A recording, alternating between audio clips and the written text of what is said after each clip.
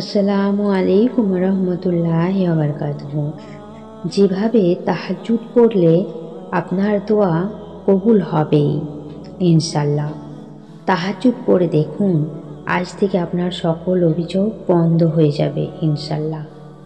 রাতের শেষ প্রহরে তাহাজ্জুদের সময় উঠুন, যেন কেউ জানতে না পারে।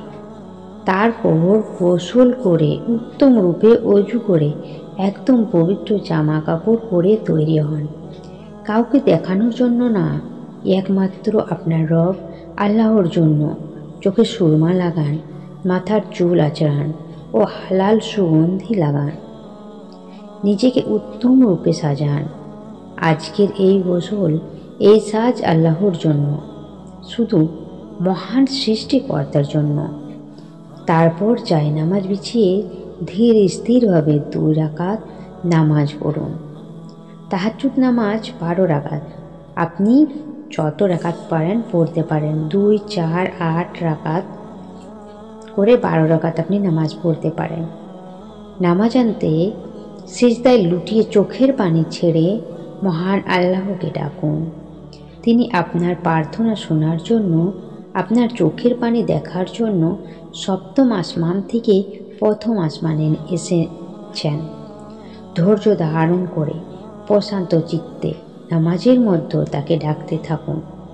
সেই রব আপনার দোয়া কবুল করবেন না তো আর কার দোয়া কবুল করবেন? আপনার ডাক শুনবেন না তো আর কার ডাক শুনবেন? আপনি আর সেই ব্যক্তি কি এক হয়ে গেলেন?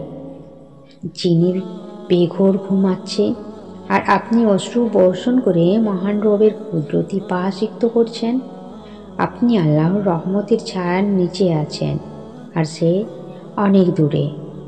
আল্লাহ তকদির পরিবর্তন করে বান্দার আরজি কবুল করেন। আপনার দোয়া কবুল হয় না, আপনার দুঃখ মোচন হয় না, আপনার বিপদ আরও বেড়েই চলেছে। তাহলে ওই নিয়মে ডাকতে থাকুন, যিনি মাত্র 6 দিনে এই পৃথিবীর সৃষ্টি করেছেন। যদি ডাকার মতো আপনি ডাকতে পারেন, তবে আপনার ইচ্ছেও কবুল হতে 6 মিনিটও সময় লাগবে না ইনশাল্লাহ।